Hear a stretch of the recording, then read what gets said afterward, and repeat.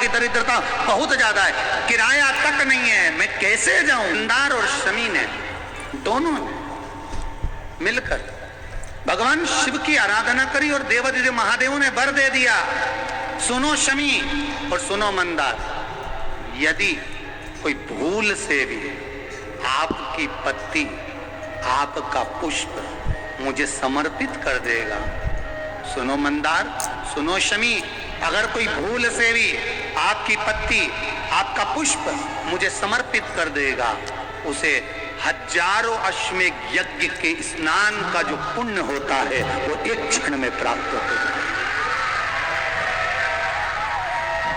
हजारों अश्वमेध यज्ञ का पुण्य, हजारों अश्वमेध यज्ञ का पुण्य एक क्षण में प्राप्त होगा। ये मंदार, ये शमी, हजारों अश्वमेध यज्ञ का पुण्य एक साथ। शमी की पत्ती देखिए आप लोगों ने, जम के तो बोले जरा, देखिए मंदार पुष्प भी देखा हुआ है। अब शमी की जो पत्ती होती है, उस शमी की पत्ती को भगवान देवादिदेव महादेव पर चढ़ाने का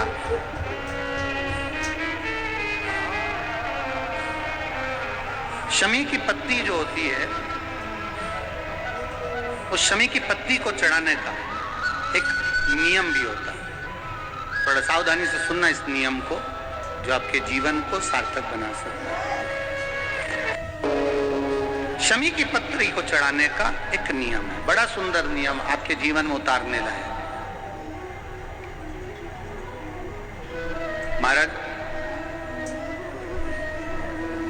जब सारा श्रृंगार मेरे देवादिदेव महादेव का हो जाए, बहुत ध्यान से सुनना, ये प्रसंग आया नहीं पहले, आज अगर कुबेरेश्वर बाबा की पावन धरा पर यह प्रसंग निकला है तो उसको ध्यान से सुनिए भाव से। पत्ती, शमी की जो पत्ती होती है, उस शमी की पत्ती को कब, कैसे और कहां चढ़ाना चाहिए, और शमी की पत्ती का फल क्या होता है वो भी अपन समझ लें उसको। शमी की पत्ती, संपूर्ण स्नान भगवान का हो जाए, संपूर्ण स्नान, आप समझे उसको। जैसे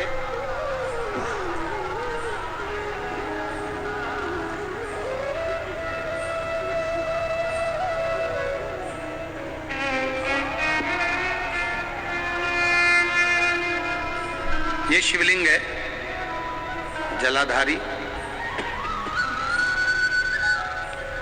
जल निकल कर जाने का स्थान, गणेश, कार्तिकेय, अशोक सुंदरी, जलाधारी मतलब माता पार्वती जी का हस्त कमल, शिवलिंग, शिव का स्वरूप, ऊपर जो जलाधारी लगी है उसमें से एक एक बूंद जो पानी नीचे गिर रहा है, जो पानी नीचे गिर रहा है, शिव जी की बेटियां जया, विषहरा, शामली बारी, दौतली, देव, शिव जी की पुत्री बेटियां। अब जब देवादिदेव महादेव को शमी का पत्ता चढ़ाया जाता है, कब चढ़ाते हैं? जब आपने संपूर्ण जलाधारी को हाथ से साफ कर दिया हो, शिवलिंग पर जल चढ़ा दिया हो, शिवलिंग का पूरा श्रृंगार आपने कर दिया, संपूर्ण श्रृंगार मेरे देवादिदेव महादेव का हो गया, संपूर्ण श्रृंगार। बाबा को चंदन का लेपन, अबीर, गुलाल, अक्षत, बेलपत्र, धतूरा, जो भी तुम्हें चढ़ाना है सब कुछ तुमने चढ़ा दिया, सारा श्रृंगार मेरे देवादिदेव महादेव का हो गया। तब शमी की पत्ती को मां जगत जननी की जो जलाधारी है उस पर मात्र स्पर्श कराकर शिव के शिवलिंग पर आखिरी में समर्पित कर देना चाहिए, जिससे हमारी मन की जो कामना है वो मां जगत जननी देवादिदेव महादेव से उनके कानों में श्रवण करा। शमी पत्र का एक बात और स्मरण में रहे, शमी पत्र की बहुत एक बात और अपने स्मरण में लीजिएगा। शमी पत्र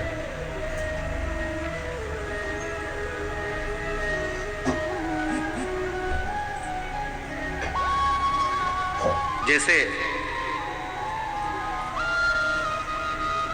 शिवलिंग, जलाधारी और स्थान। जब बहुत ज्यादा मात्रा में दरिद्रता होती है, बहुत ज्यादा मात्रा में बहुत कष्टमय जीवन, जैसे एक बहन ने अपने पत्र में लिखा है कि मैं हरियाणा साइड से आई हूं, उन्होंने अपने पत्र में लिखा है मेरे को मेरे टिकट करवाने का भी मेरे पास पैसा नहीं था। जिसने लिखा है, अगर वो बैठी हो तो खड़ी भी हो सकती है, कि मेरे पास टिकट कराने का भी पैसा नहीं था और मेरे पास में कोई धन दौलत इतनी भी नहीं कि मैं आऊं। मेरे मायके वालों ने मेरी भक्ति को देखकर, एक कोई उनके परिचित जा रहे थे तो उनका टिकट कैंसिल हुआ तो मुझे यहाँ पर भेजा, मैं यहाँ आई। अब जब आपको लगता है कि इतनी दरिद्रता जीवन में है, इतना, और ऐसा नहीं है, मनुष्य के जीवन में बहुत सुख दुख तो चलता रहता है। मानव का देह है, ये तो चलना है, जीवन पर्यान चलना है, सुख दुख चलेगा, यश अपयश चलेगा। लगे तुमको कि हाँ, और आप सबसे निवेदन करना चाहूंगा, आपका मन है कि सीहोर आए, आपका मन है कुबेरेश्वर धाम आए, आपका चित्त है, आपका मन है कि हमें कुबेरेश्वर बाबा के धाम पहुंचना है, सीहोर पहुंचना है, मां सीवन के तट पर पहुंचना है, सिद्धपुर नगर सीहोर की एक एक कंकड़ का दर्शन करना है, 108 शिवालय का स्मरण करना है, चिंतामन गणेश और श्री हनुमान फाटक का, खेड़ापति सरकार का, मनकामेश्वर का दर्शन करना है, भूतेश्वर का दर्शन करना है, कुबेरेश्वर का दर्शन करना है। जब तुम्हारी चित्त वृत्ति में आए, जब तुम्हारे मन में आए, धन भी नहीं है, पैसा भी नहीं है, बहुत दरिद्रता का जीवन है, बहुत दुखी जीवन, तब बेलपत्र और शमी पत्र का प्रयोग जरूर करके देखना। प्रैक्टिकल करने में कुछ नहीं जाता, प्रैक्टिकल करने में क्या जाता, करके देखना। उस समय पर फिर वो कहते हैं ना कि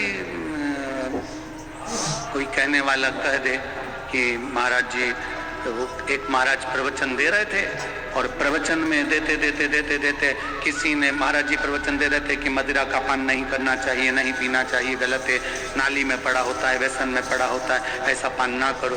एक महाराज का पेचेन वाला खड़ा हो गया, उसने खड़े होकर कह दिया, ओ महाराज तुम इतनी बड़ी बड़ी बात कर रहे हो, तुम्हारा सगा भाई तो पी के नाली में पड़ा, गटर में पड़ा।